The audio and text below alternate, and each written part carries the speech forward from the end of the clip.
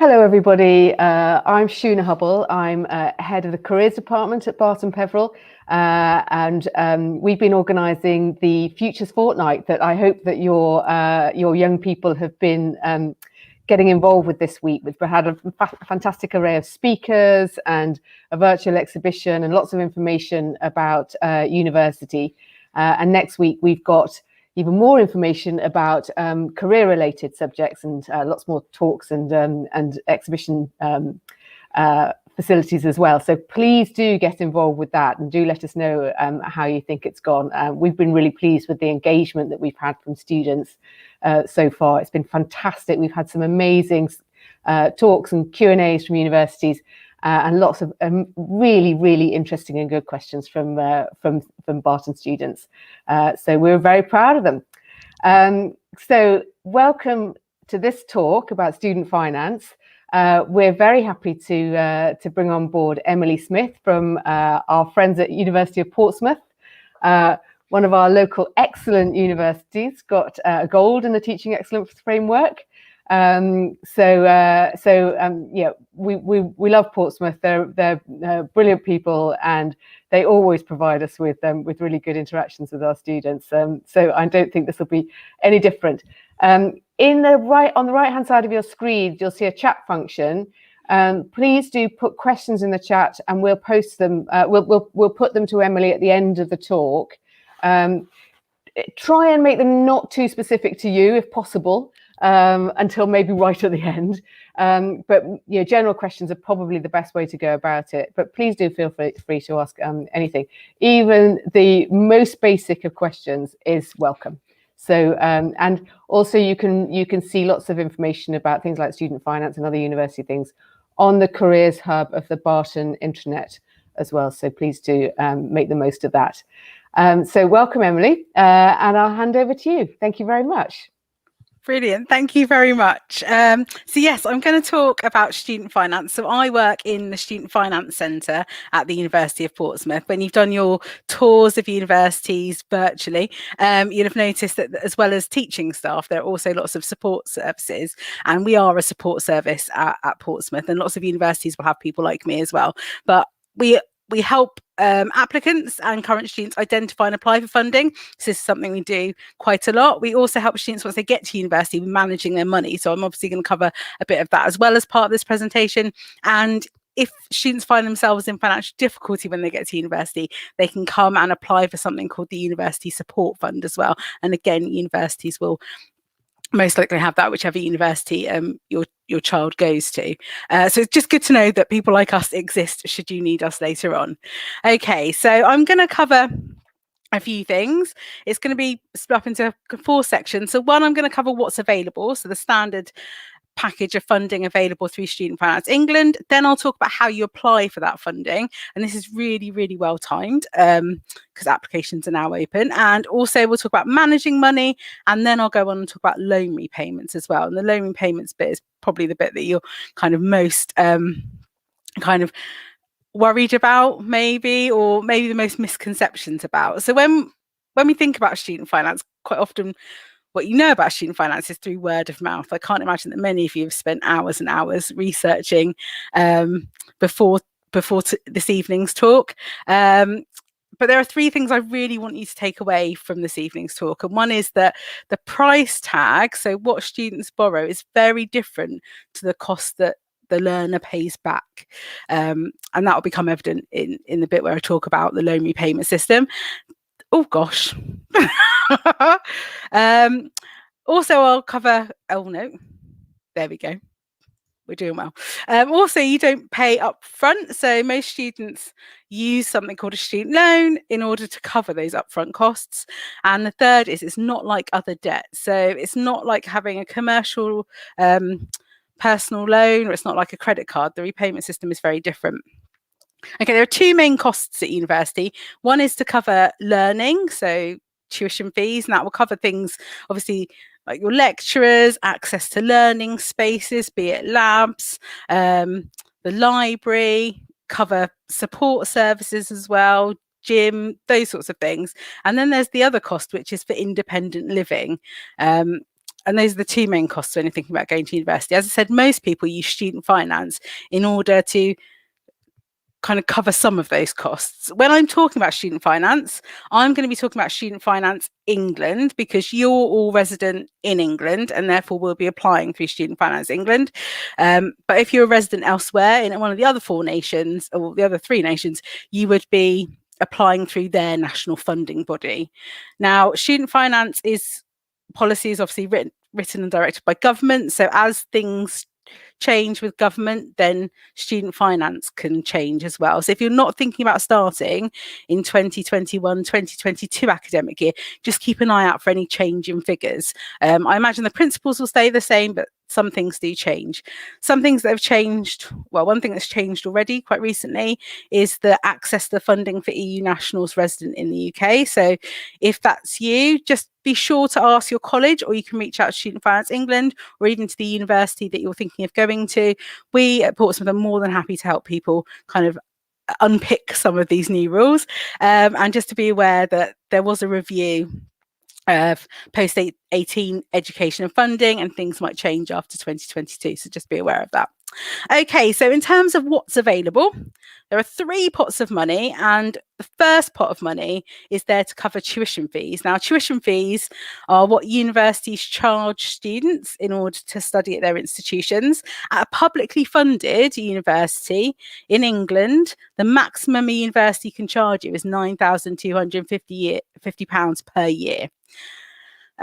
If you study a placement year as part of your course, so typically that's done after the 2nd year of campus learning, but before the final year of campus learning, there is also a tuition fee for that placement year. It's reduced though, because obviously you're spending less time on campus. You'll be on placement, but you'll still be doing work-based learning. You'll still be working through a curriculum. You'll still have access to your academic tutors. So that's capped at £1,850 a year. At Portsmouth, it's slightly less at £925.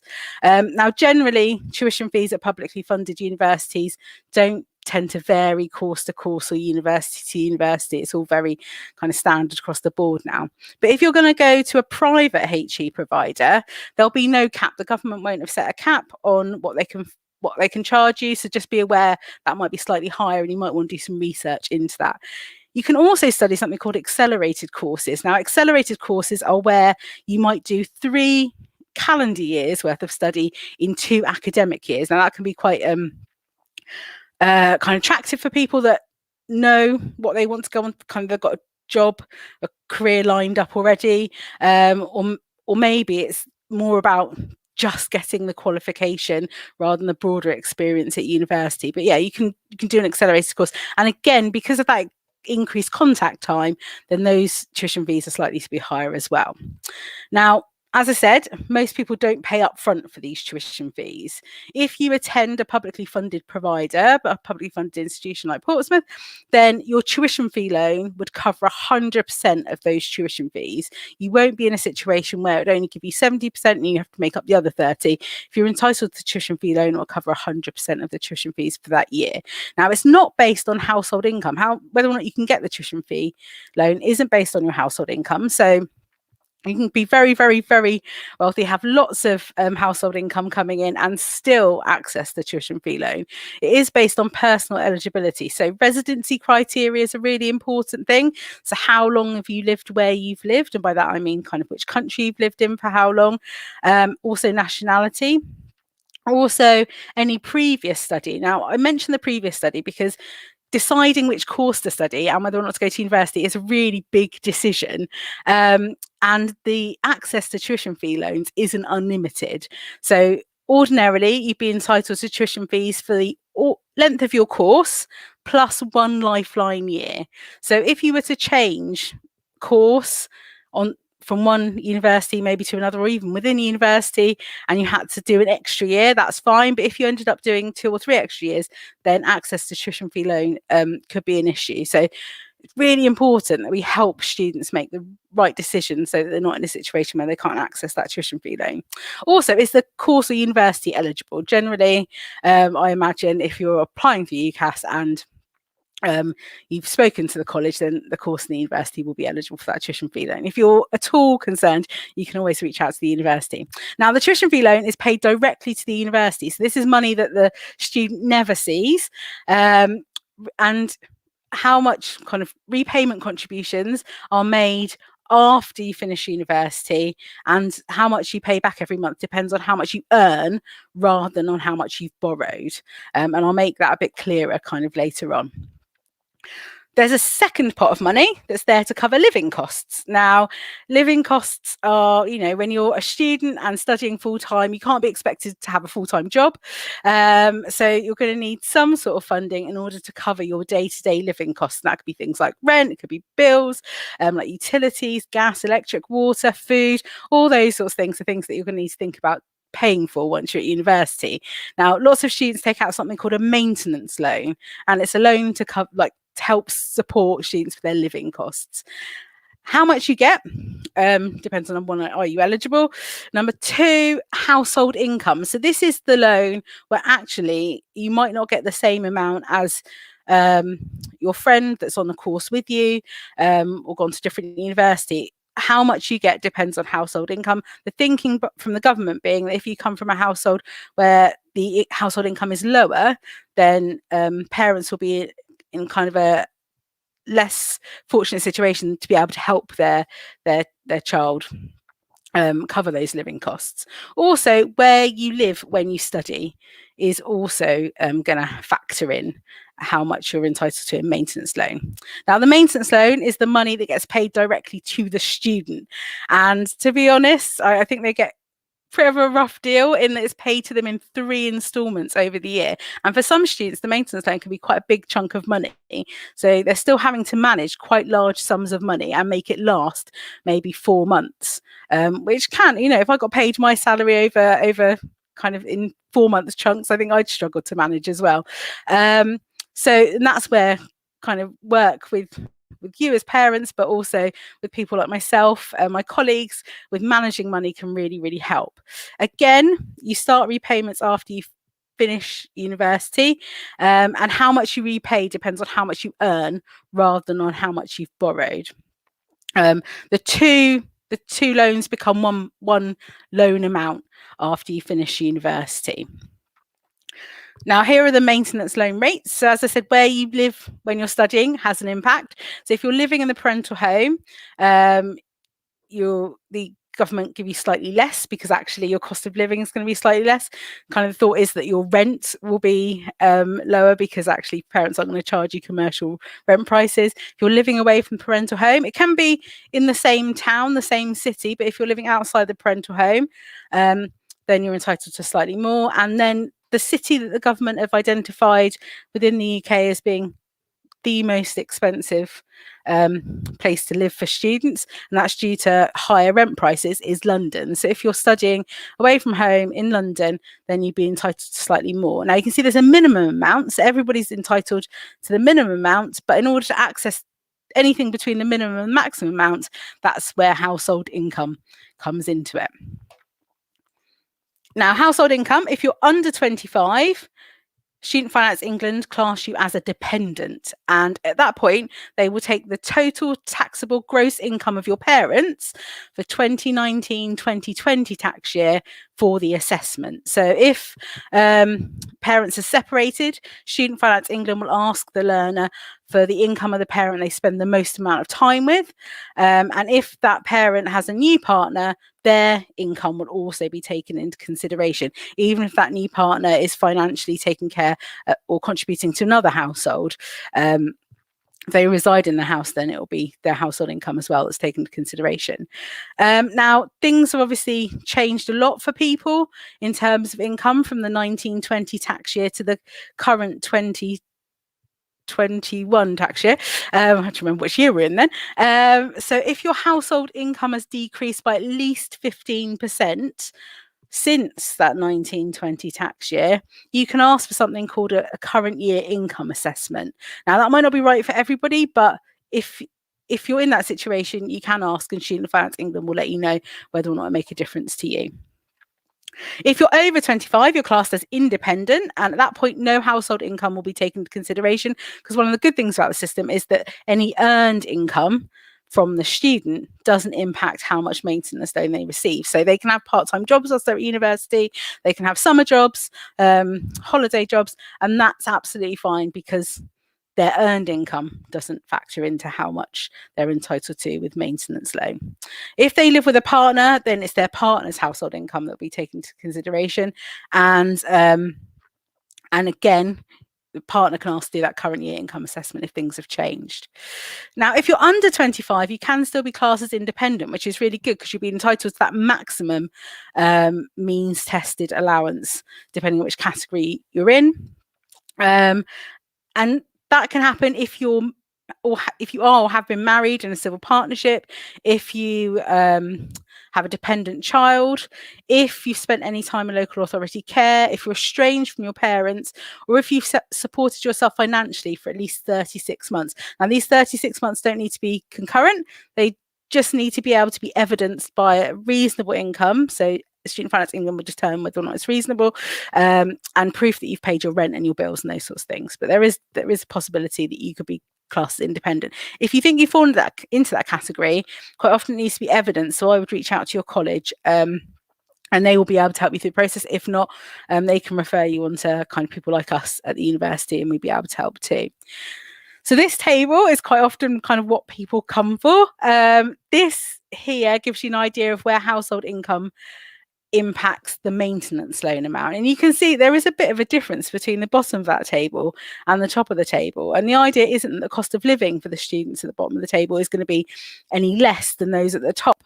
The government's thinking is that actually, if there's more household income coming in, there's an expectation that parents are able to support the learner in order to make up some of that difference. So it would be maybe the right time to be having conversation with your child, just to say how much maybe you can support them, and can that be a regular, reliable monthly payment, just to help them with budgeting. Now, I know that not everybody's in that situation. I'll talk about kind of additional pots of money as well, but this slide here really does show you kind of that government's expectation, which can be pretty difficult for some people, unfortunately. You can go on the student finance calculator and have a look and see how much you're entitled to. If you want to put some sums in there, or if some figures in there, and it will tell you. It's just been updated, so you should be able to do the 2022 as well to see how much you're entitled to. It's a good place to start. But there is a third pot of money as well. Now, extra support, it's generally made up of money you don't need to pay back. So the two pots of money that I've referred to earlier on, they're loans. That's money that at some point students will have to make repayment contributions towards. But the third pot of money, extra support, is generally made up of things like grants, bursaries, scholarships, awards, and that's money that doesn't need to be paid back, and it's usually available in addition to loans as well. And it's really there to level the playing field. It's there to ensure that those that need additional support, or haven't got the support of maybe family, can access higher education in the same way. So the first pot of money is, or extra support, is there for disabled students. So the Disabled Students Allowance is there to provide extra support for students with a disability, a long-term illness, a mental health condition, or a specific learning difficulty like dyslexia. Now, it's based on needs rather than on income. So when you apply for it, when you ask Student Finance England if you can have access to the Disabled Students Allowance, what they will do is they will ask you to attend a needs assessment. So you'll attend an assessment centre and you'll sit down with an assessor, and they will go through what sorts of things you might be eligible for, or you might require in order to access your studies, and you will fund those additional requirements through the Disabled Students Allowance. So it's not a pot of money that gets put into your bank, it's a pot of money that you can use to pay for things. You can apply at any time at university, so it might be that actually at the moment you think, I won't require the Disabled Students Allowance, but if you were to fall ill whilst you're at university, or if you were diagnosed with maybe a specific learning difficulty whilst you're at university, then you can apply later on for the Disabled Students Allowance. It's up to £25,000, and that would be for a very kind of student with very high needs.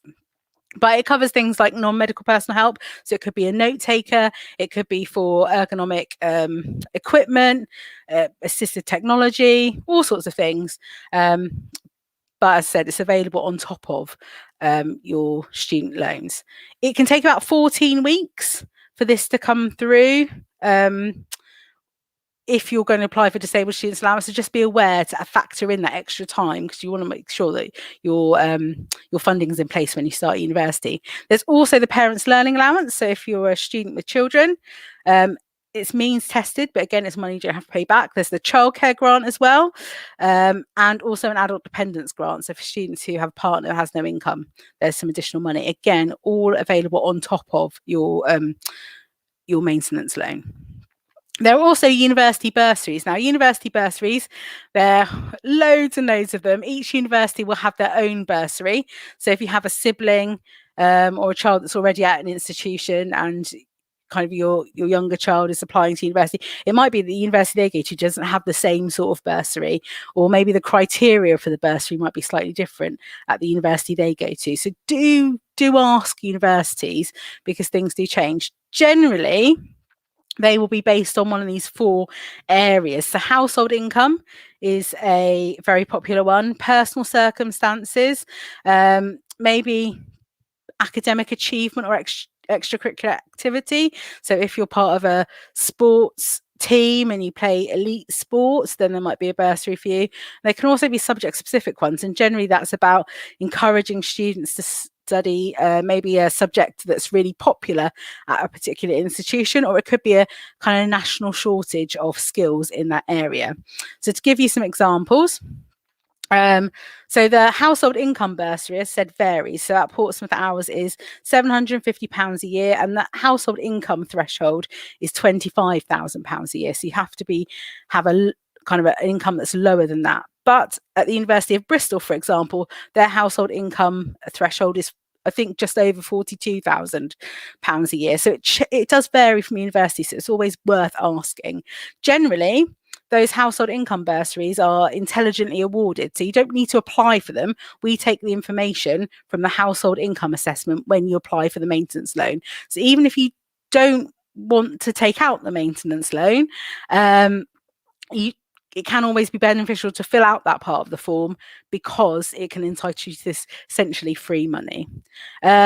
As said, personal circumstances, so things like care leaver, if you're estranged from your family, quite often universities will have those bursaries. Maybe if you're a mature learner, it could be that you're first in your family to go to university, and quite often those come with broader support packages as well, so not just money. It can be things like mentoring, and a dedicated member of staff to help you. So do speak to the universities about your situation. Don't be afraid that it will count against you. We want to help students get the most out of their time at university, so do let us know.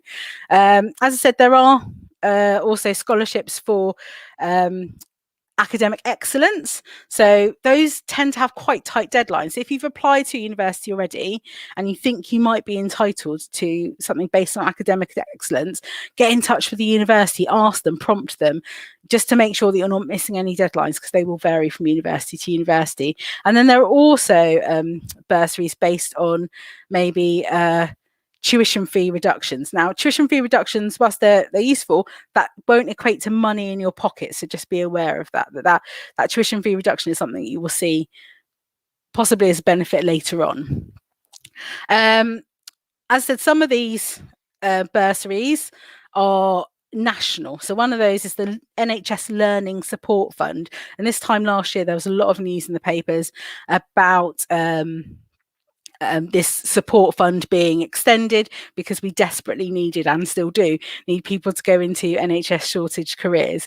So this is for students that are studying any one of the courses on the screen there. So healthcare, allied professionals healthcare courses, so things like paramedic science is in there, which is really exciting because quite often they're not part of this.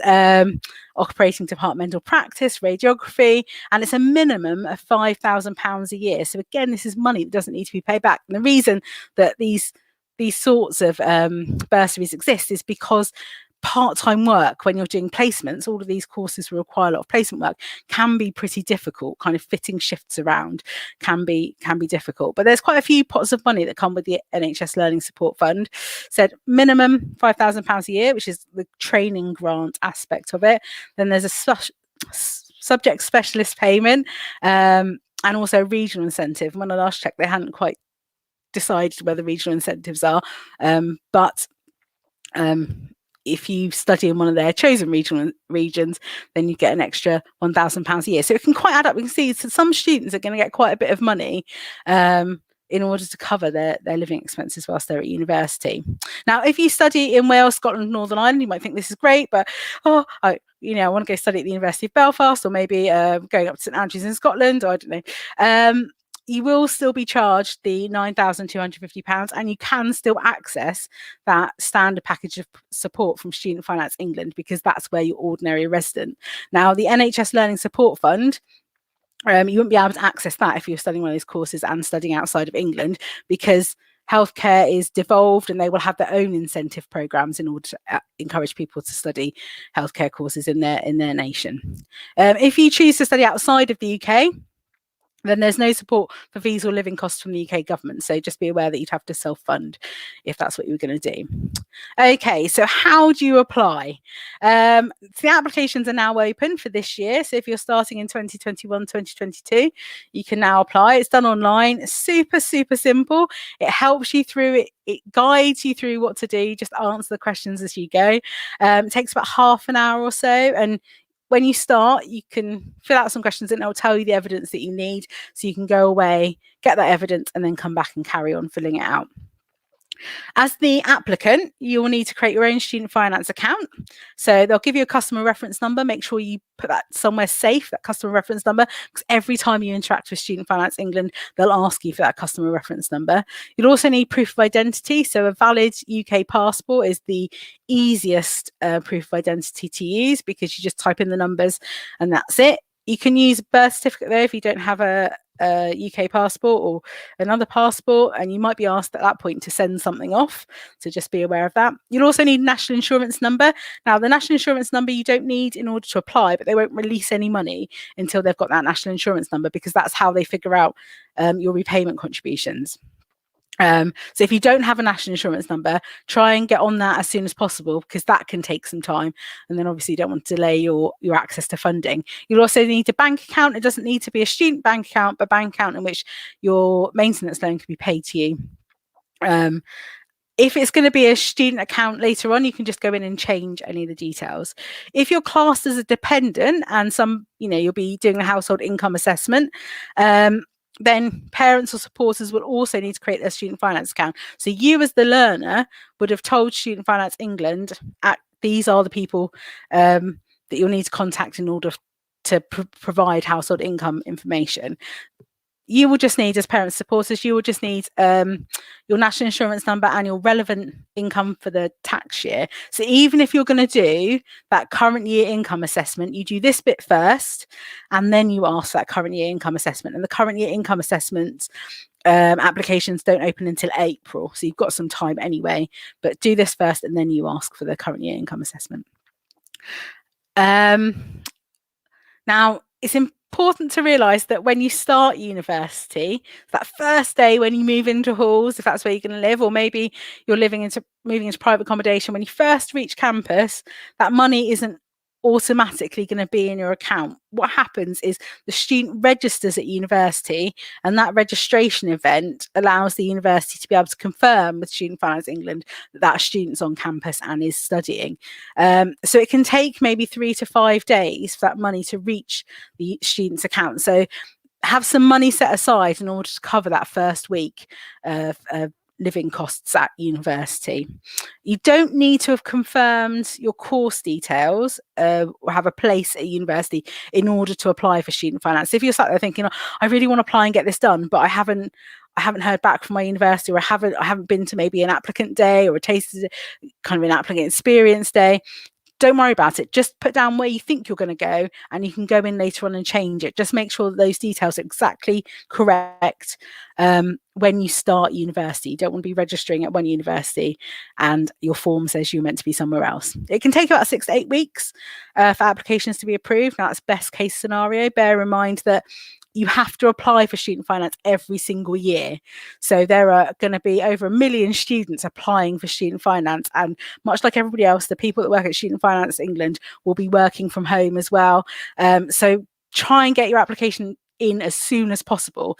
If you're sat thinking, actually, I don't want to take out, typically people think, oh, I'll hold off taking out the maintenance loan because maybe mum and dad can support me by covering my living costs, or maybe I'll live at home and I won't need the maintenance loan and keep a part-time job.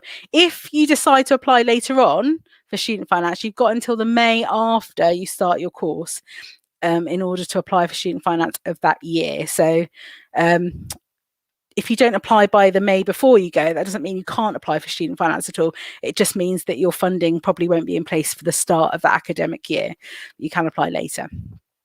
So managing money, what we say to students is work out how much you'll have. So sit down and think about how much you'll have to cover or for your living costs especially, and then figure out what you need to pay for. Now, income can vary from student to student, and it might be that you're entitled to the maximum maintenance loan, get yourself a part-time job, and you get a bursary. It could be that actually you get slightly less in maintenance loan, and you've sat down and had a chat and agreed an amount that maybe your parents can support you monthly. It's really useful if that could be a regular payments that you can really or a consistent payment, so that you can factor that into your living costs, or a part-time job.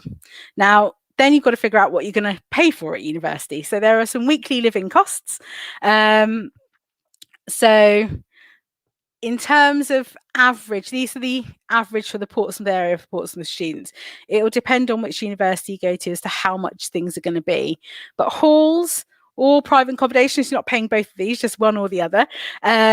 So halls generally are slightly more expensive because they're closer to maybe the learning. In Portsmouth, they're right in the city centre, so that's slightly more expensive. They also, utilities are covered as well, so you don't have to worry about gas or electric, because if you've paid your rent, that's covered. They can also be catered.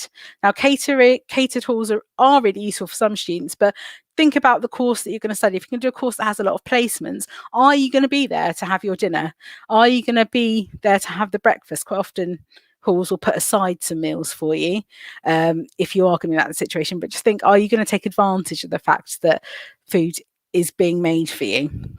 Or are you going to end up paying twice? If you're going to live in private accommodation, now utility bills will need to be factored in. If you're sharing a house with other people, don't be tempted to put just your name on the bill. Quite often we hear students talk about, oh, you take care of the gas, you take care of the water, that's fine, but make sure that everybody's name in that household is on that bill. You don't want to be legally responsible for a bill that somebody else is kind of racking up. Contents insurance is also another thing to think about. It could be that actually you can be put on parents' contents insurance for free. So maybe ask your current contents insurance provider if that can be a thing. But covering things like your laptop, your mobile phone, your bike, really important because things do go missing and get lost at university or broken.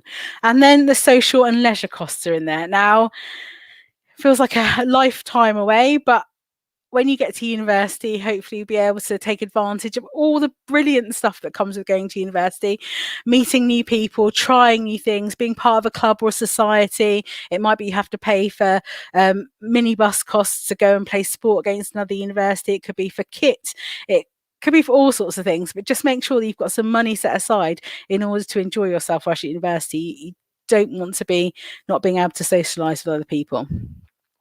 If you get a chance to go to kind of virtual open days, ask students about what they do. So one thing that is really common amongst students, especially now you get those pots on bank accounts where you can move money kind of from your account between various pots, is that they'll pay themselves a monthly wage. They'll figure out how much they've got coming in, maybe put money aside for their rent, having figured that out for the year. But then they will pay themselves a monthly wage. So they're not tempted to spend all of that money that comes in September, and by December have no money put aside. As I said, there are some really useful websites that you can go to, some really good forum websites as well. What I will say though is if you're going to go on a forum website like the Student Room to ask questions, then do try and get your answer from one of their reps. It's really useful that students can help each other, but when it comes to student finance, there are so many intricacies to the system that just because one person gets one amount doesn't mean that you'll get the same amount.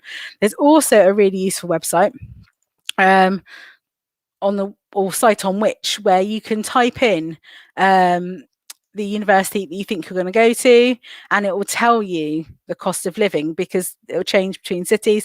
Now, I typed in the University of Portsmouth, and actually it wasn't too far off. I think it's at the slightly more expensive end, but you can go through and you can change the amounts depending on whether you think you might spend a lot on something or not spend a lot on something. But that's something useful to think about as well.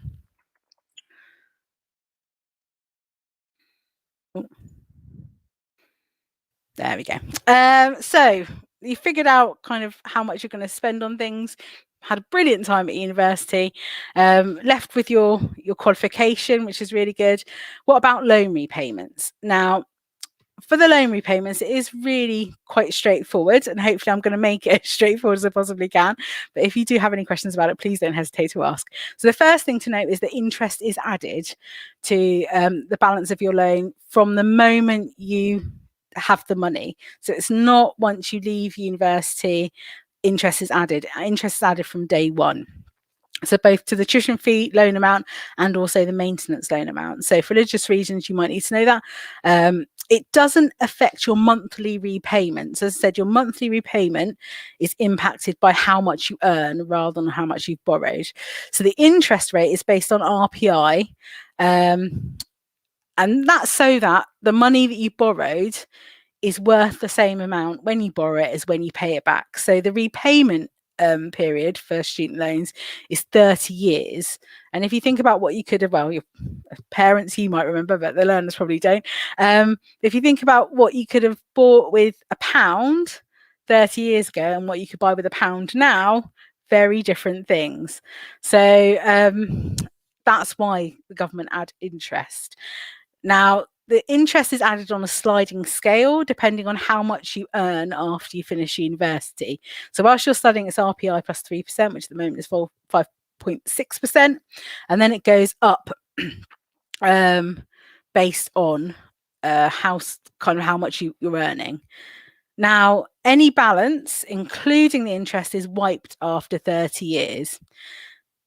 This gives you an idea of kind of how much the interest won't make a difference to lots of people. About 80% of people don't pay back what they borrowed and the interest, kind of how they subsidise higher education. So 4 people all borrowed exactly the same amounts. The blue box is how much they borrowed, and the purple box is how much they pay back over those 30 years. And you can see the idea is that the more you get out of your time at university is the more you put back in.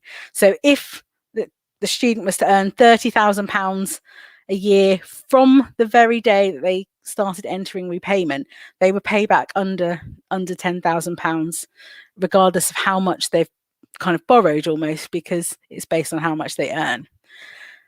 So you enter repayment the April after you leave university. So our students that graduated in July last academic year haven't entered repayment yet. They'll enter repayment this April. So it's the next tax year. They only start making repayments if they earn above the threshold. Now, the threshold has consistently gone up. Ever since I've been doing this job, it's consistently gone up. And currently, well, from April this year, it'll be £27,295 a year. So once they hit that income figure, that's when they'll start making repayments. Now, repayment is 9% of everything above that figure. So it's 9%, it's not 9% of that figure, it's 9% of everything above that figure. And as I said, after 30 years, any outstanding balance is wiped. If you live abroad at any point during that repayment period, maybe you decide to go abroad, get some sunshine, then you will still need to make repayments, but the threshold will be based on the kind of cost of living in that country. So there'll be a different income threshold, but it'll still be 9% of everything above that threshold. So to put that kind of figures into perspective, what does that look like? You can see there that anything under that £27,295 isn't touched. That is money you get to take home, do what you like with. Anything above it is at which point the government look at actually 9% everything above that. So it's more like a tax for students. And because it's a 9% everything above, it's also affordable, because if at any point your income drops below that, then you stop paying back. If you don't earn above the £27,295, then you're not paying anything back. Repayments are taken directly from your salaries. If you're salaried, it's taken through PAYE, so it's not money you can spend on other things. If you're self-employed, then they'll look at your self-assessment tax returns and let you know how much you need to pay back. You're responsible for the loan repayments. It's nobody else's responsibility. But this sliding scale based on how much you earn means that kind of the cost of going to university is very different student to student, which is why I can never tell people at these sorts of talks how much it's going to cost them to go to university. It really depends on what you do after you go to university. Good thing to note is that your current credit score doesn't impact your ability to take out a student loans. It might be as a household, you think, I wouldn't be able to access that sort of money on a credit card or a personal loan or a mortgage. That doesn't matter. It's those personal eligibility criteria that I talked about earlier on that are the things that decide whether or not you're eligible for a student loan. The majority of students do pay back less than they borrow, and repayments go up and down with earnings. So I said, if you take a career break, if you stop to have a family, if you work part-time and your salary goes down, then your repayments will go down in line with that. If you get married or enter a civil partnership or have any other relationship where you're financially tied to somebody else and they happen to be a really, really big earner in comparison to you, that doesn't impact how much you repay. It's your earnings that impact how much you repay. It doesn't stop you getting a mortgage. They do affordability checks when you take out a mortgage, obviously.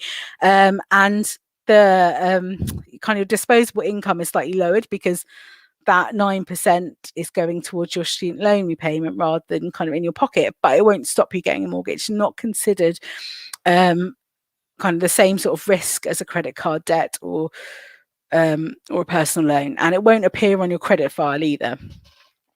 There are some really, really good websites that you can go on to get some extra information. That Which website that I was telling you, put in the city or the university and get those average costs of living is a good place to start. And the Scholarship Hub for all sorts of scholarships and bursaries, because there are lots, and kind of now is scholarship season, so do look out for their charities, and businesses will have their own scholarships as well. But that's really it. If anybody's got any questions, please put them in the box and let us know if you've got any questions, because I am more than happy to help. Obviously, don't put anything in there you don't want everybody else to know or to see. Or your ill-gotten gains. Emily, that was so comprehensive. Thank you very much. That was really good, because it did get, it was, I mean, you covered a lot of ground there. I did. But that's great, because actually people can go further into it by looking at those websites. We've got stuff on the Careers Hub, and Unifrog. You can use Unifrog for help on student finance. So there's lots of stuff out there, and also we do recommend Money Saving Expert as well. I hadn't noticed the Which one, which is great. We'll put that on the Careers. We'll put the link onto the Careers Hub. Okay, so let's kick off with some questions. Oh, before that, I just wanted to say we've actually had some questions in the Q&As that we've been running about working whilst you're. You did allude to it slightly. It's been really interesting to see how many of the student ambassadors who've come along, they're earning money whilst they're at uni, and they're earning good money because, and quite often it's the university, well, obviously in student ambassadors' case, it's the university who's actually employing them. And it's a great opportunity for students to not only earn money to kind of subsidise their maintenance loan, but also to get some stuff on their CV as well. So that's, I think, been a really enlightening thing that we've heard this week. So Saffron asks, does a tuition fee ever see your account, or does it go straight from SFE to the uni? It goes straight to the university. It's one of those kind of things that you only ever realise that it's been paid if something goes wrong. So the only time you'd ever be contacted probably about your tuition fee loan is if it hasn't reached the university. But yeah, it's money you don't get to see. Yeah, excellent. And actually, the other thing I needed to say before, just I know we've got some second years here, I just wanted to reinforce your point about the fact that the money goes with you. So basically, if you're uncertain about where you want to go to university, but you know that Student Finance England is taking applications now, don't worry. You don't have to have made your firm choice or your insurance choice yet. And don't forget, you could even change your mind again at clearing time, and your money will still be will be ready for you. As long as you apply by May, your money will still be ready to go when you start university, wherever you start. So please don't worry that you haven't made a decision yet about where to go to uni. I think that's really a really important point to push home. Definitely. Anna, is there any difference in funding for an intercalated degree? That's quite a complex thing. No, that's a really good question. So intercalated degrees, I take it that's where you're doing a master's as part of your undergraduate degree. Like a part of a medicine or dentistry degree. Yes, indeed. So what would happen there is, because it's the length of your course plus 1 extra year, so your course would then become, instead of 5 years long, it would become 6 years long. So you'd be entitled to that student funding for those years. Now, with medicine and dentistry, the last year of medicine and dentistry is funded slightly differently through kind of NHS funding that final year. But yeah, there is a slight difference for medicine and dentistry, but it shouldn't stop you taking that kind of intercalated decision. It's really beneficial. Lots of students that do it find it so beneficial to kind of later on, and as I said, that repayment period doesn't change. How much you pay back won't impact won't be impacted by how much you've borrowed. Essentially, it's kind of how much you're earning. And if you were doing something like an MEng or an MBio or any of those courses where there's a master's as part of that course, all of those years would be funded as undergraduates. If you decided to do a master's, it's a bit complicated, I suppose, hopefully I don't lose anybody, but if you decide to do a master's after you've done your degree, so you do it a BEng and then think, actually, I want to do a 1 year master's course, that's funded using a slightly different funding system. So actually the funding is much more attractive if you can get that funding as an undergraduate level, but you can only access that funding once. So you wouldn't be able to get funding for your master's afterwards. So if you are going to go down the master's route, just have a chat with the university or the college just to double check that you need that qualification in order to go into that career. Yeah, I'd actually refer you on to the university. Okay, does the maintenance loan come through by the time you start? It does if you've applied on time, doesn't it? So if you apply on time, so let's say you've applied by May, you'll get a statement of entitlement or a notice of entitlement, and Student Finance England will let you know how much you've got and when the payment dates are. Very frustratingly, they'll give you the earliest date you'll get paid, not the date you'll get paid on.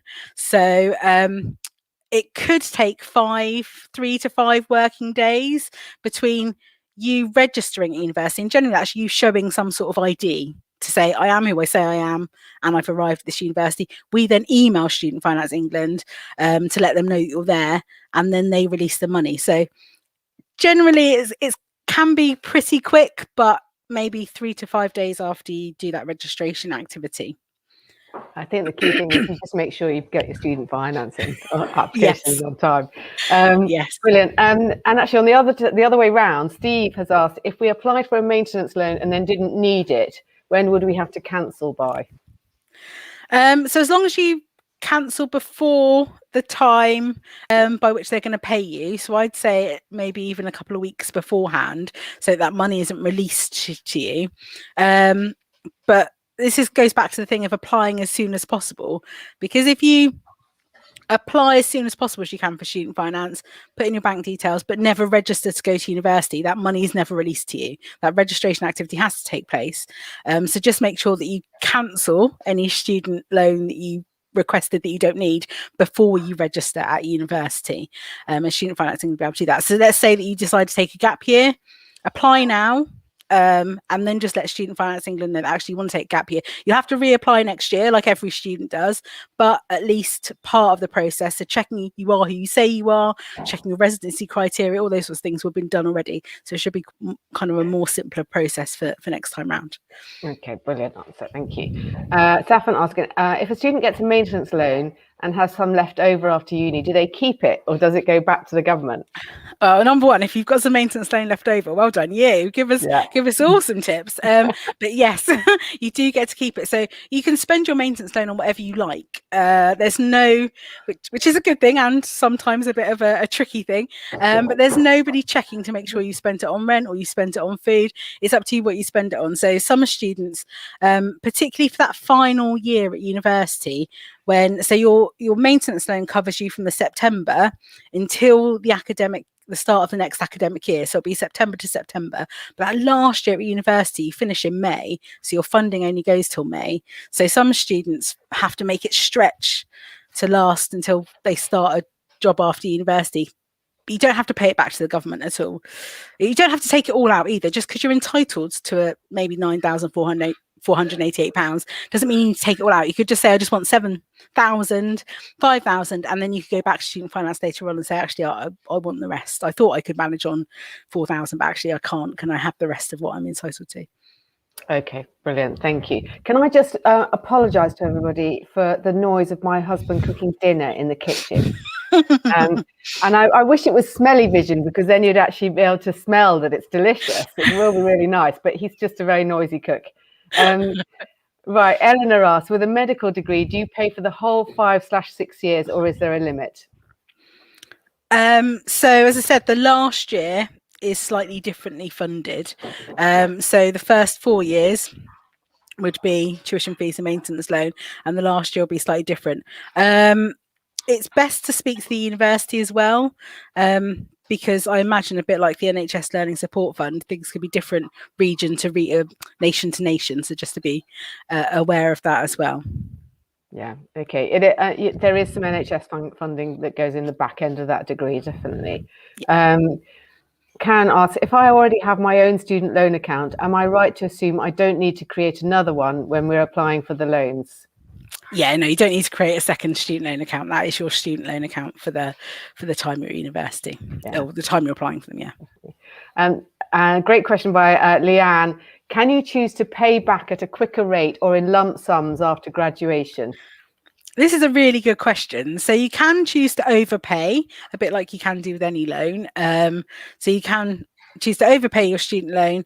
The question you need to ask yourself, and I'd say that the Martin Lewis Money Saving Expert website does a really good job of explaining this, is that once you've paid back that money that you may never end up paying back. If you think back to that picture that I showed you of that big blue square box and those purple kind of bars, actually some people will never pay back what they borrow. So if they'd overpaid, that's money that's just going back to the government for no reason.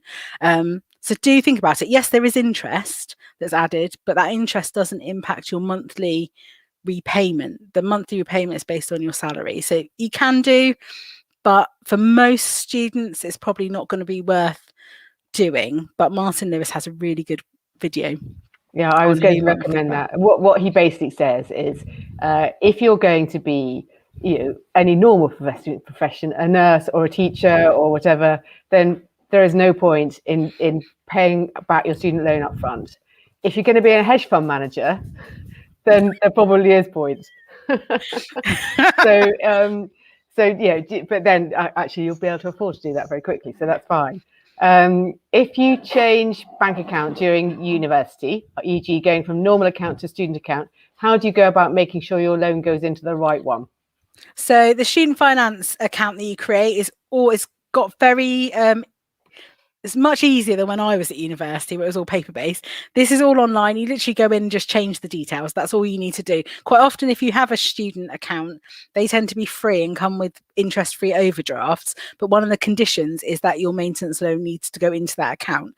So Student Finance England are very aware that people change bank accounts maybe year to year. And some students, what they'll do is they'll change student bank account year to year in order to take advantage of any sort of new offers that might come with a student bank account. But again, any questions, you can always go to the student finance team. They might be called the student support team or the student advisors team at your university that you end up going to, and we'd be happy to help you with any of that if you're unsure. Switch on. Great. Tabitha asks, if I do a placement year, are maintenance loans still available? So yes, placement year. So placement year, yes, maintenance loans are still available. It depends on what you do during the placement year. So the tuition fee loans would cover your placement year tuition fees, and the same if you studied abroad for that year. If you're studying abroad, you'd get a maintenance loan. It's slightly less than the maximum for London, but slightly higher generally than the amount you get if you were staying at home. But if you were doing a paid job, you wouldn't get the maintenance loan in its full amount.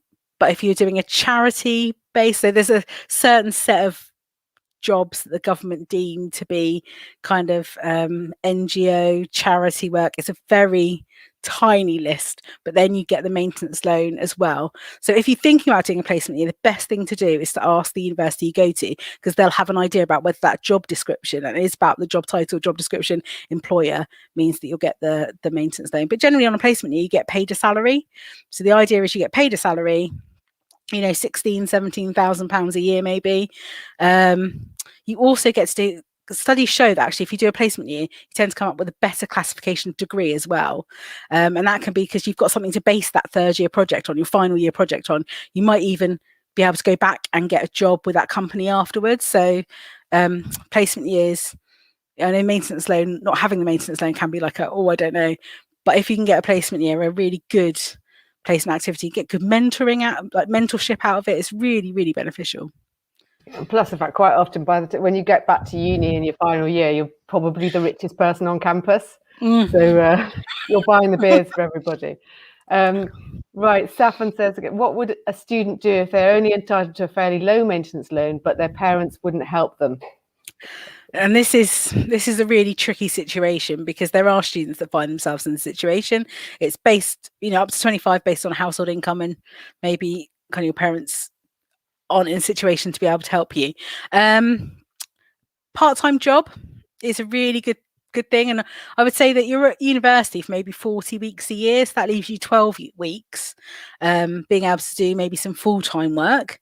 Lots of students have part-time jobs, and most universities now, there are a few exceptions that don't like students to have part-time jobs, but most universities will say about 10 hours a week is doable, and students do all sorts of things. At the moment, there are lots of students that are doing online tutoring. And it's a great way, online tutoring is a great way to consolidate your learning and to kind of really get that subject in your mind, but also develop some skills that employers want, that ability to be able to communicate, the ability to be able to kind of work on your own steam. So, you know, self-motivated, all those sorts of things. So, and lots of universities will have employability or careers teams that you can go to. But yeah, I think if you're in that situation, sit down now and figure out how much you're going to have. Don't sign any accommodation contracts until you know you can cover those contracts. So that's going to be your biggest expense. And lots of students, I know we talk about halls all the time, but there'll be lots of students that live in private accommodation, have a great time, maybe even lodge with and lodging is something that kind of think, oh, that's what we do on a French exchange.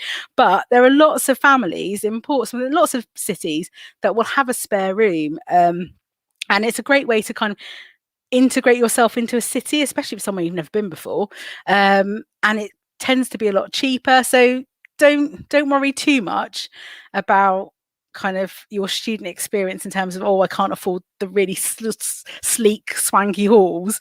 There are other places and other ways in which you can kind of cover your accommodation costs. But yeah, lodging is always a good shout as well.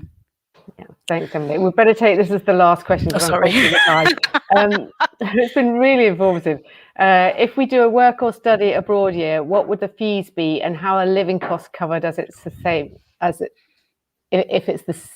as basically it's what happens with a work or study abroad year. I know things are changing a lot because of the demise of Erasmus now, but yeah.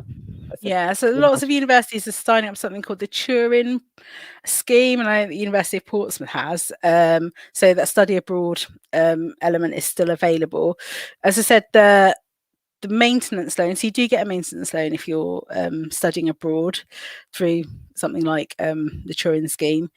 And I think it's about £10,000 for the maintenance loan for study abroad, so that, you know, it's a decent amount. Generally, the cost of living in those countries is going to be slightly less unless you're going to go kind of Scandinavia way.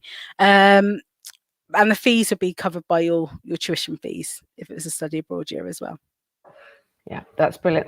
Emily, that has been so helpful. Thank you very much.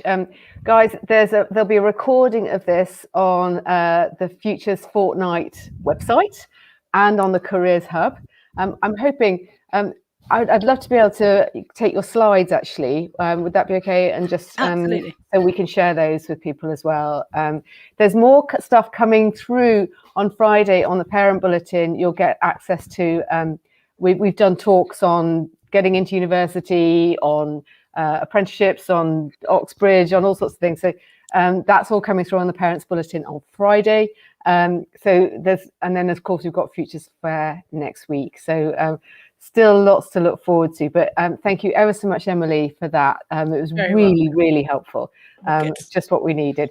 So thanks, guys, and I think we'll do more of these parent talks, actually, because we really like them.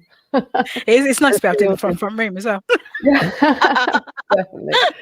Thanks ever so much. Take care. Bye.